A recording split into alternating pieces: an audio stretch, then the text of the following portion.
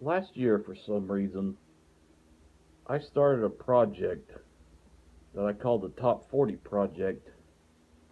And I use this book, which is, I've had every edition that's come out in the past almost 20 years. And I would look up the song and the time that it came out. And then I would write down where we lived. And it was almost like I was back there when I heard the song.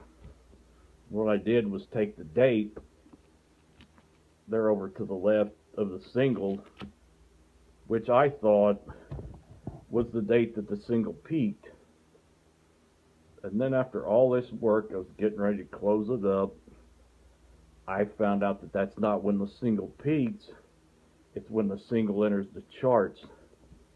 So there I had wasted about 3 months of research. Not that it wouldn't have been a waste if I had actually done it right, but you get the picture. But then you start thinking about these times, and you think about the songs, and you think back, and I remember happy things, but a lot of times I was totally miserable. I mean, if you take the song, I don't know if you know it, Let's Go All the Way by Sly Fox. It reminds me of being with my friends, all four of them, when really what it should remind me about is that time that Scott Wilson kicked me so hard I felt my ass open up. Or the time that football player, I don't remember his name, stole my wallet, brought it back to me with no money in it, and said, "Oh, I just found it that way." But I guess it's good that you make a positive out of it. I mean, 1995,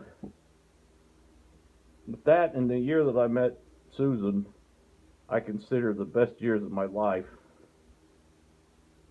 But I forget that for a lot of 1995, I was miserable.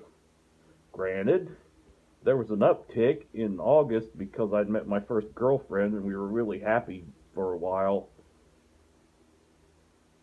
But most of the time, it was just awful. I was a nervous wreck. I couldn't talk to women. And this is not a big deal, but I think people thought I was gay, which didn't really matter, except that I'm not attracted to men. And it's like, I'm trying to meet these women, and then this happened.